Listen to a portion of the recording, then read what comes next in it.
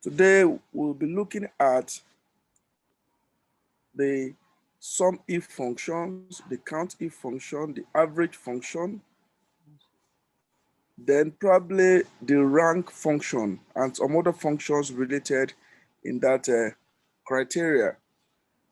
Can you please put your cursor in C3? In C3, put your cursor in C3. Let's assume now between E1 and E10, we want to add only those values that are greater than 100. So we are going to use the SUMIF function. In this case, it's not only the sum function we will use, but the SUMIF. And the SUMIF means it's going to add all the data within a range that is selected, provided a certain criteria given is met. So within that same selected range, any data that does not meet that criteria will not be added. The ones that will be added up are the only ones that meet only the criteria. So in that case, you type equals SUMIF.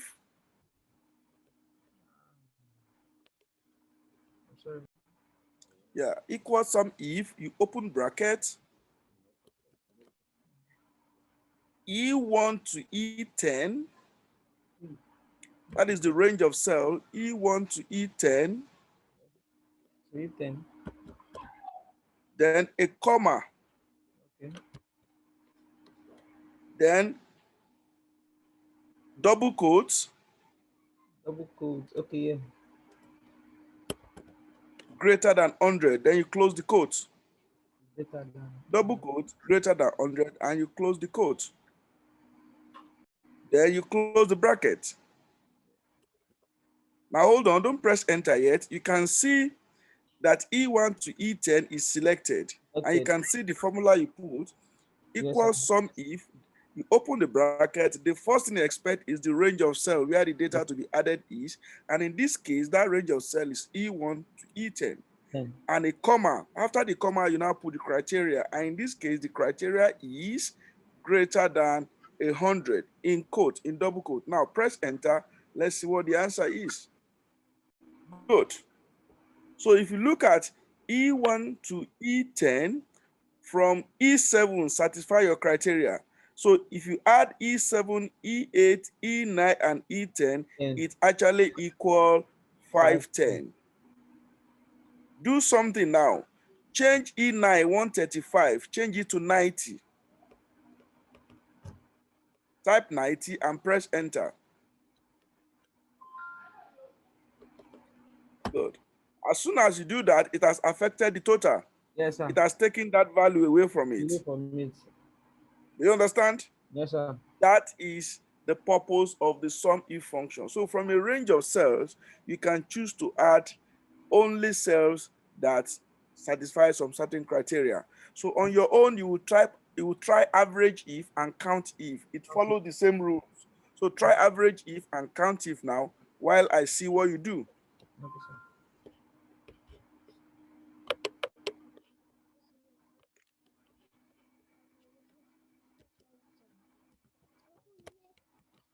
I'm doing something.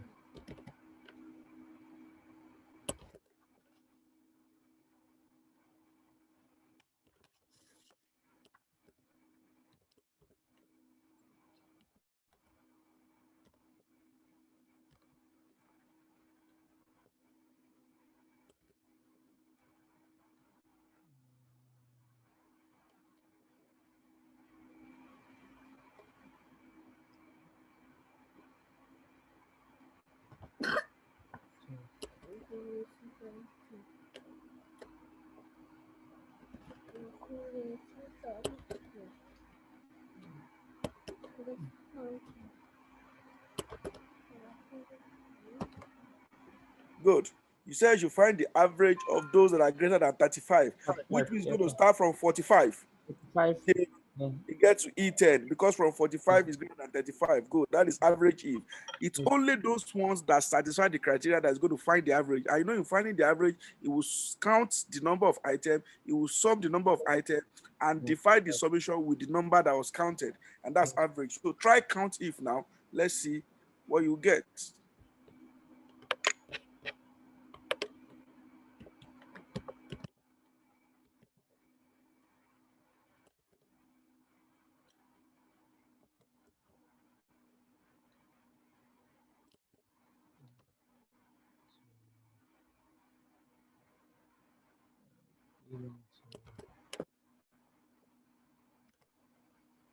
Yes, good.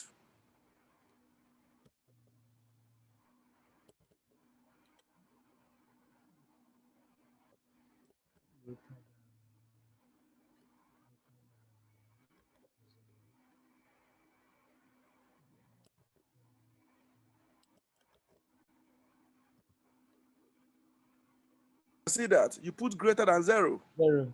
Yes, And sir. since all of them are greater than 0, 0. it return 5 as the answer. Sir. Because all the data between E1 and E5 that you selected is greater than 0. Put your cursor on that C5 again and double click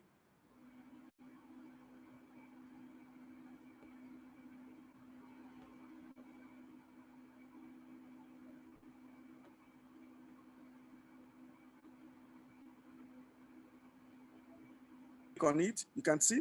So just like you use the than or equal to, you can use greater than. All your operational and conditional, the one we call relational operators, you can use them here. So Yes, this sir. is one example where you can use them. So you have seen how the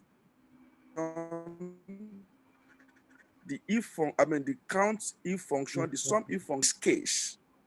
In this case, there is only one criteria. Are you with me? Yes, sir. Assuming the criteria you want to use is more than one, it could be 10, it could be 30 different criteria, that you will use the sum ifs or average ifs or count ifs. That count if has an S in front of it. It has an S. Now, but apart from that, there is also another way of using sum if and average if, and that is very important. And you will see it here. That is very important. You will see it here. Then later we'll go to our stock uh, table and use it there to see how it works. So put your cursor now in C8. Let your cursor be in C8. Good. Let's assume you want to add all the value for Sunday. Listen to what I'm saying. Yes, Let's sir. assume these are sales. So you want to add all the value that are sold on a Sunday. You know, the dates are in G and the value of sales, let's assume they are in D or E. We can use any one, or even the one in N or the one in O. Because sometimes you could have the days of sales and probably the value, or you could have salesperson and what they sold. You could have branches and what is there. And from a large pool of database, or data set, you want to pick the one for each of them. There are different ways of doing this. Sum if is one of them. Pivot table and pivot chart is one of them. Sorting and filter is one of them. But each of them has different circumstances under which they are the most suitable. So you must understand each of them so that you can apply the one that is most suitable for every circumstance when you need to work with data like this. So try this now on C9. Type equal sum ifs, sum if rather, equal sum if. Open your bracket. Now, if you look at this place, it's asking for the range. The range is asking for here is the criteria range. So put G1 to G20. G1 to G20, and you put a comma. G20. Then the criteria. The criteria in this place, assume you want to add for Sunday. The criteria is Sunday. Put Sunday in double quote, SUN in double quote. Okay.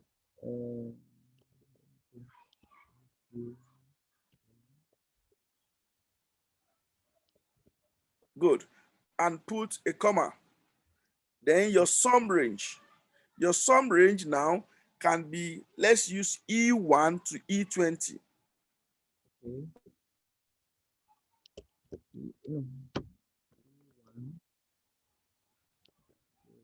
E20. So what, close the bracket. So what this one will do is that for the value of every Sunday is C in G, it will add the value in E and put it there. So press enter, let's see what value will be returned. Good. Take your cursor back to that C9. So on your own, do the computation. Let's see whether the 390 is right. Do the computation on your own. Okay, sir.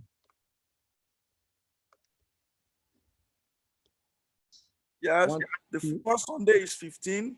The plus one, second two, one is 120. And the next one is 225. So add the three of them. 15, 60. 120, and 225. 360, sir. Correct. Do you understand that? Very That well, is sir. another method of using the sum if. You need to try that again. Okay, where you are now seated, try it for all Wednesday. But the data set should be data set on column N. Column N is your value. The days are on G, and try it for all Wednesday. Let's see what you get. Okay, sir.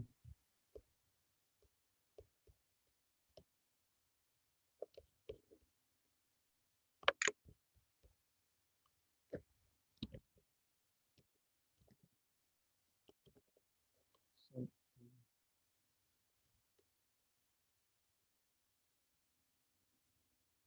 G,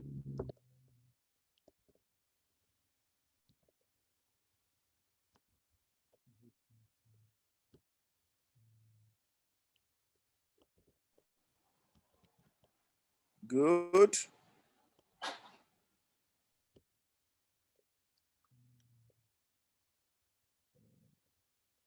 sorry, you said N, right? Column N, N as in new, column Yes. N. Okay. Um,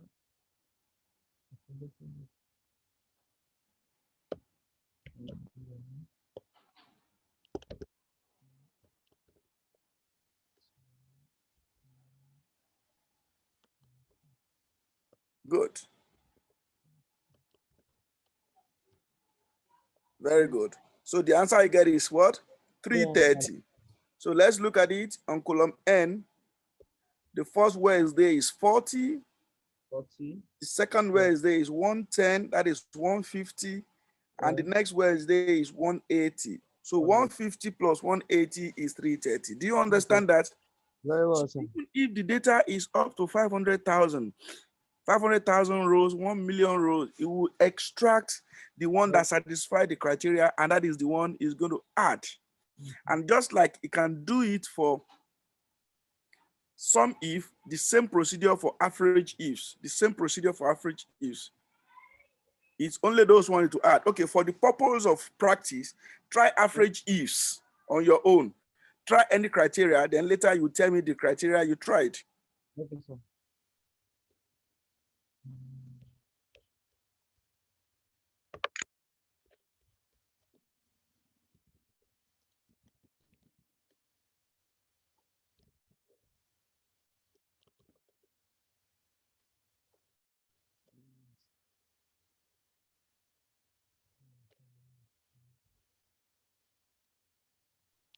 If you are trying that, is okay, good, good, good, good. Okay.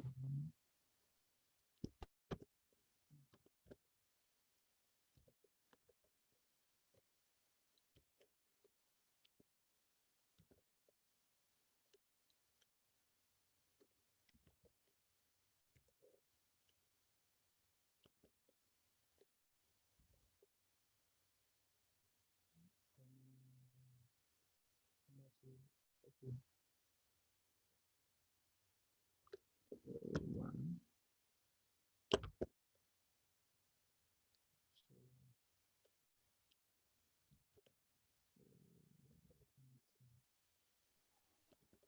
Good, good. So let's try it. Let's check it now. That yes, double click on it. Let's look at the value.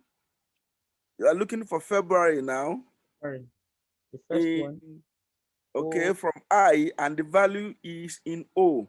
So the yes. first February is 30. The The second. second February is 210. Two. Is that okay? Yes, sir. So what is 30 plus 210? 240, sir. 240 divided by 2. Two. That's 120, sir. Press enter. Let's see. Do you get 120. that? Yes, sir. It is only those two values that satisfy the criteria. And since there are only two, you can only divide them by 2. Yes, sir.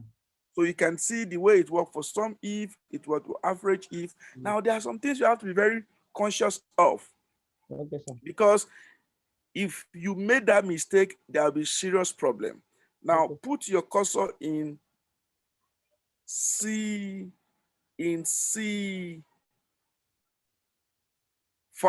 Put your cursor in C5. Good. You know, in this C5, use greater than 0. Okay, this is the normal one. Now put your cursor in C9. C9. Good. You know, in this place, you type Sunday Yes, sir. and press enter. What answer does it give to you? 360, sir. 300 and what? 60. 360. Now, Yes, sir. take your cursor to G15. G50. G15. You know, you have a Sunday in G15. Yes, sir. After that Sunday, just put a space, just one space.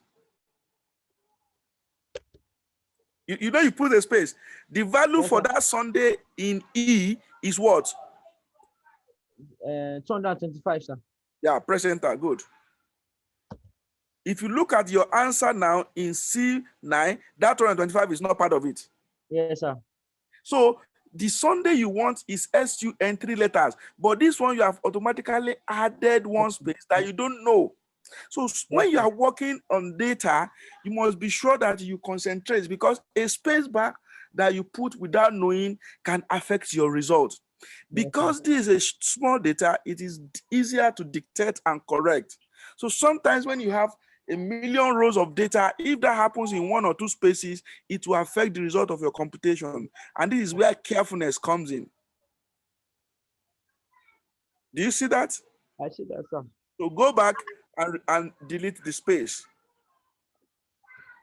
and press enter. You can see Back. that your answer is returned. Yes, sir. You can see that your answer is returned. Yes, sir. Good. Now go back to C9 again. Double click. In front of that SUN, put a space.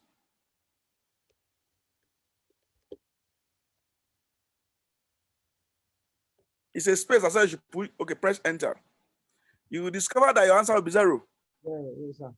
because you couldn't find any data with SUN and a space. And that is the reason why you are putting the double quote, such that you are putting specificity. You are already putting a boundary, both upper boundary and lower boundary, left boundary and right boundary, to be able to tell the system specifically the word you want it to look for. SUN plus space is different from SUN alone. Yes, sir. And because you couldn't find any, that is why I give you 0. So most times when you see that you are supposed to have an answer and you are having 0, those are the things you should look for when you are trying to troubleshoot or trying to cross-check or dex check, for you to be sure of where the error comes from. So you can go back and correct the error now.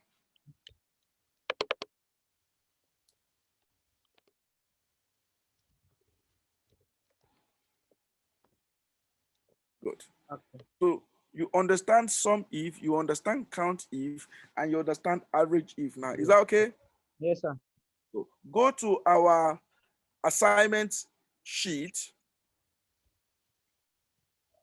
So what you will do now, where you have items, items code, item volume, you bring out the unique items here and the unique item code. Do you understand?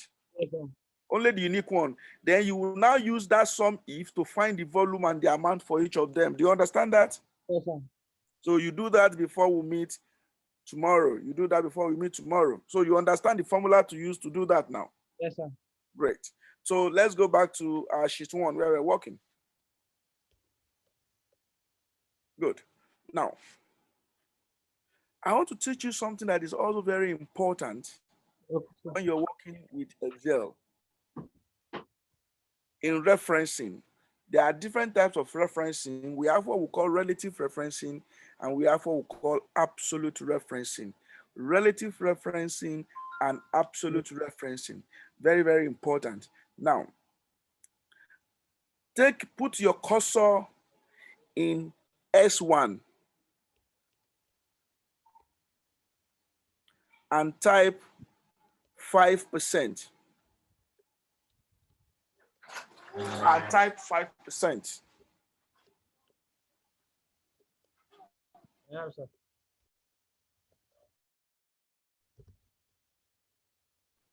All right, good. Now, put your cursor in R1. So let's assume you want to find the 5% of everything you have in R1 in Q1 to Q20. Let's assume you want to find the 5% of everything you have in Q1 to Q20.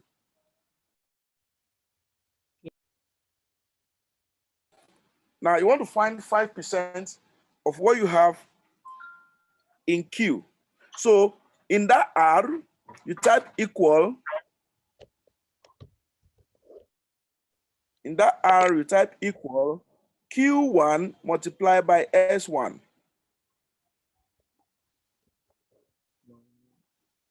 Multiply is the asterisk sign. Good. Do you see that? So what you have in Q1 multiplied by S1, you press enter. 5. It is 5. That is correct. Is that okay? Yes, sir. Now, use your fill handle. Use your fill handle to get it down.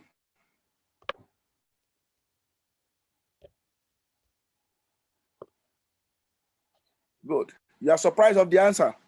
Yes, sir. Good. Take your cursor back to R1. What formula do you have in R1? Q1 times S1.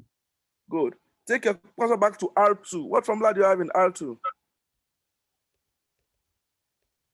Do you times see that? S2. Yes, sir. Q2 times S2, and there's nothing in S2. That's why you get 0. Yes, sir.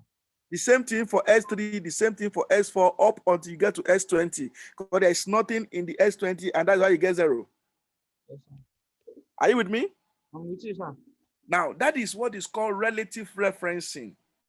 Is performing your operations relative to the cell reference you put. But in this case, we want every value in Q, in column Q, that is Q1, Q2, Q3, Q4, up until Q20 to be multiplying S1, which means it will be Q1 times S1, Q2 times S1, Q3 times S1. So we don't need to be doing it one by one. Is that okay? Yes, sir. What we need to do is to put S1 in what we call absolute referencing. And how do we do that? Take your cursor back to R1. That place where you have S1, Yes, sir. put a dollar sign before the S and a dollar sign before the 1. Before the S and before the 1. Dollar sign. Yes, dollar sign before the S and dollar sign before the 1. Good. Good. Press enter. Now take it back to R1 and use your fill handle to get it down. Wow. What do you notice now? Yeah. Change. You have value. And if you look at it, the value you have are correct values. So click on it and see what happened. Click on each of them. You can see Q2 to S1. Q2 has changed, but S1 has not changed. Do you get that? Yes, sir. That is what we call absolute referencing. So absolute referencing and relative referencing, one keeps changing while the other one remain as it is. Do you get that? I get that. So sometimes you want to do discount for customers and you want to say, okay, let's give them 5% discount across board. Just put where the discount is. Now do something. Find the total of the discount. Place your cursor in R22 and find the total of the discount in R22.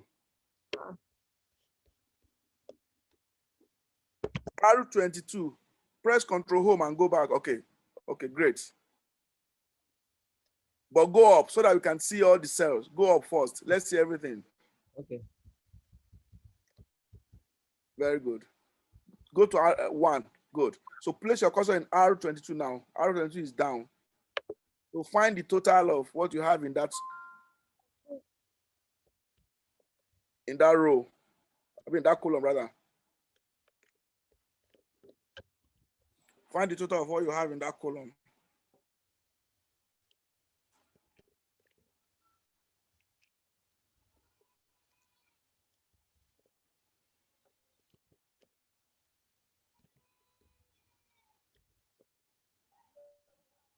Good. Very good. Good. That is the total of the 5% of everything. You know, Everything. because it's percentage, division is involved, and that is why you're having in decimal places. Are you with me? Yes, sir. Good. You can reduce the decimal places, you can increase it. Okay, assume you want to reduce the decimal places of Q and R to 2. Select from Q1 to R20. Hold down your shift key and select. Good. Very good. So Yes. right click on it.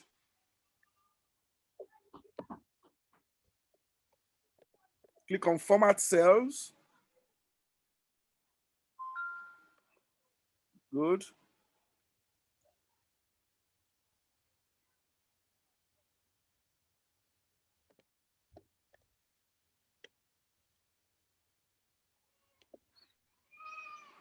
So go to number, the second one. Yes. Good. Number of decimal places is 2. Do you see by the right? Number of decimal places is 2. Good. And Sir. click OK. Wow. Very good. You can see that it has put all of them into decimal places. Are you there? Yes, sir. Good. Place your cursor in Q5.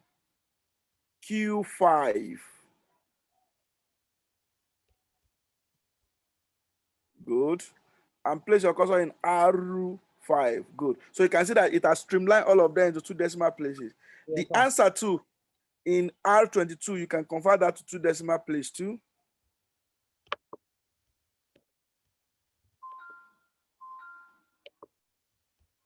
Good. 17.58. Very good. Now, let's see S1. S1 is not showing. Scroll so that S1 can show. Okay. Very good. That is the 5%. Now, in modeling, when we're talking about data modeling and financial modeling, we use all these a lot. Now, let's assume these are discounts you want to give to people or bonus or something, and you felt like 17.58, and you felt would 17.58 be fine? Okay, let's give them 7%. Just change that 5 to 7 in S1. As soon as you change it, all the data here will change because you know all of them use S1 Yes, sir. and the total will also change. As soon as you press enter, do you see that? Yes, sir. As soon as you press that, you see the rate at which the everything just changed. Yes, sir. That is part of Excel magic.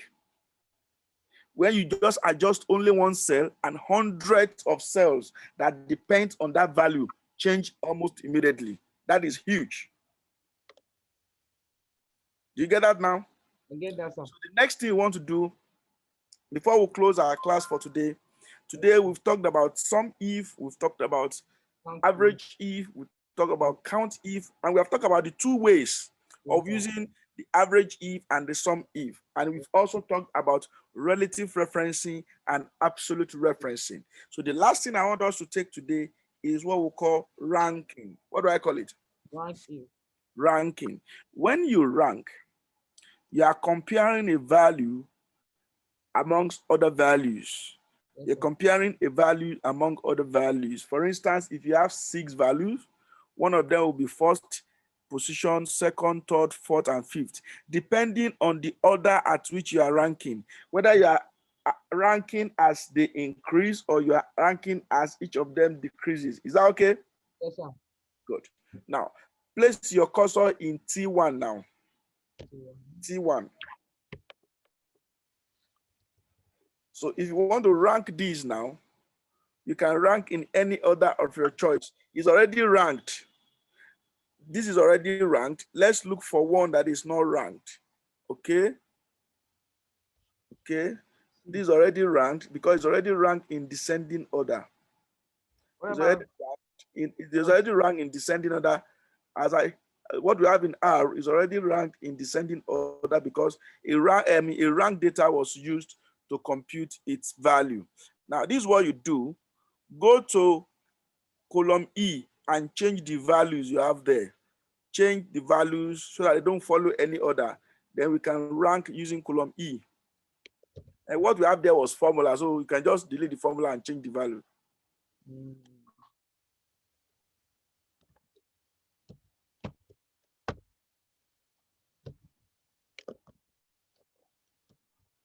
so such that it doesn't follow any order. Very good. Very good. Now, the values in column E has been changed such that it follows no order. So in T1, put equal rank.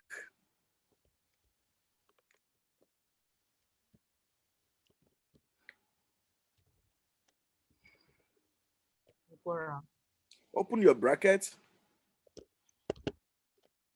So what are you ranking? You are ranking E1. Good. That's what you are ranking. Comma. You are ranking it against E1 to E20.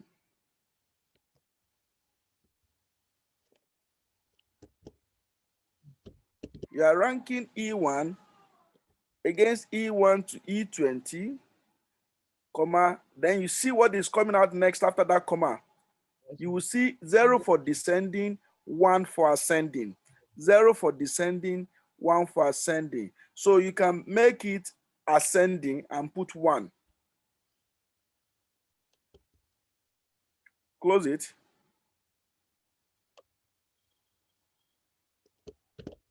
And press enter. You can see that the value is 1 because it is ascending. You are starting from the smallest up. So 2 is the smallest in that range of data, and that is why it's ascending like that. Are you with me? I'm with you, sir. Very much with me. Yes, sir. Go back there and change that 1 to 0. Your answer will return to 20 because in that sense it is descending. Yes, sir. You see that? Yes, sir. Because it's the least. So that means it will come last if you are doing it from the highest down. Yes, sir. Do you understand the volume, the how to use the rank function now? Yes, sir. Good. Now, apart from that, something now comes again to be here. We can't be doing it one by one if you have 5,000, 10,000, 100,000 data sets. Yes, sir. So if you drag it down, which one, go back to the formula, which one will be relative referencing, which one will be absolute referencing?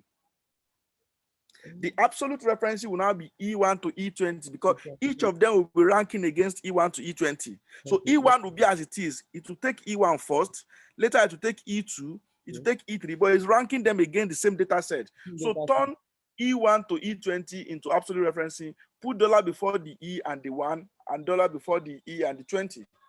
Okay. Like,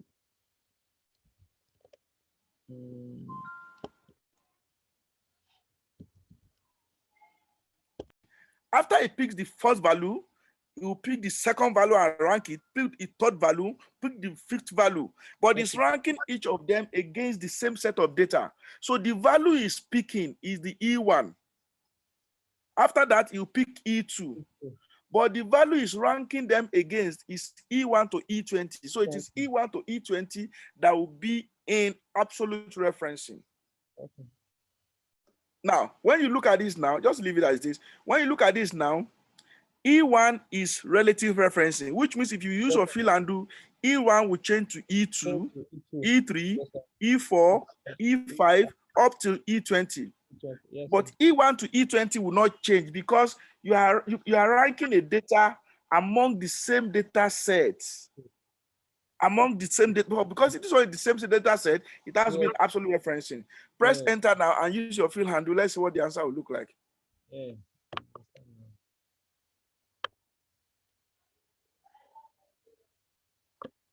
So let's compare. The first one is E1, 101, and that is the highest. So you can see now. Do you see that now? You see that now the second highest is 90 on E5. The third highest is 89 on E15. Good. So you can see it has ranked it in descending order. Now you will do something now. Where you have that 90, put 89. So we have 289. I want to teach you another that is E5, change it to 89.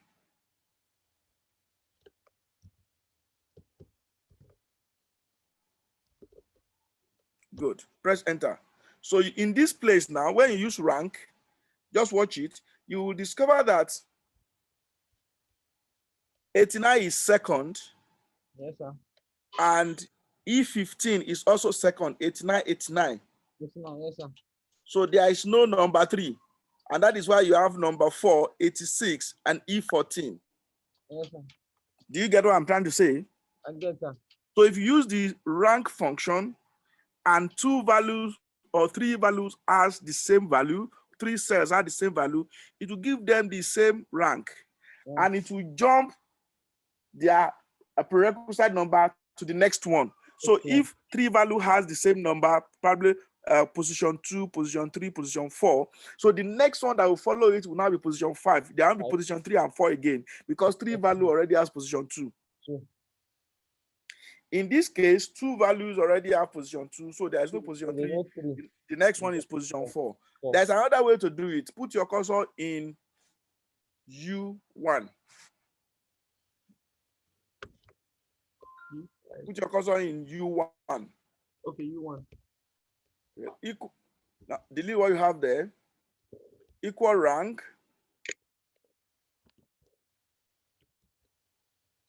Now, you see also that's what is called rank average.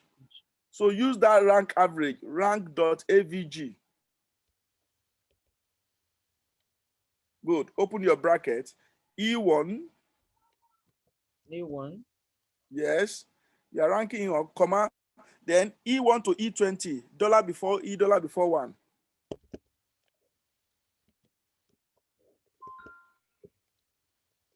Good. Comma.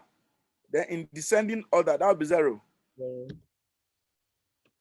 Good. Okay, close the bracket. Good. So use your fill handle now.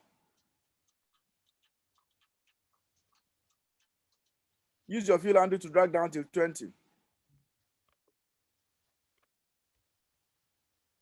Good. You will discover that all of them are having the same value because it's the same rank. But rank.avg, you only see the effect on the same cell that share the same value. Look, as you can see. Yes, sir. 2 is now 2.5. That is 89 is now 2.5. The 289 are now 2.5, 2.5 because the two of them are sharing position 2 and position 3. So which is 5. So he divided it by 2 to give them 2.5, 2.5. And the next one is position 4. So do you understand the difference between rank and rank.avg now? Yes, sir. Very correct. You understand the difference between rank and rank.avg? Good. Now, double click on T15. Double click on T15. Double click. So as you can see, where you have the first one, the number E15, what we typed was E1. It was changing. It was changing. Yes, sir. But the reference, that's what the ref means, that is referencing it against did not change because it's an absolute referencing. It's referencing all of them against E1 to E20 because you must check each of them against the same set of values. Yes, sir. And that is why that is in absolute referencing. So you've seen how to use absolute referencing now in computing percentage, and all of them will be relating to the same cell to get the percentage, and also in performing the rank operations, and also in performing rank operations. And in performing rank operations, you've seen when you use the rank function and the rank.avg functions. So, and you've also seen how to use the SUMIF, the CountIF, the AverageIF functions, the 2 different methods of using it. Do you understand that properly now? Yes, sir. Good, good. So, all right, with all that we have learned today, I think we can close the class and we'll see again same time tomorrow. Thank you very much. You're welcome, sir. All right. Enjoy your day, sir. Thank you, and you too.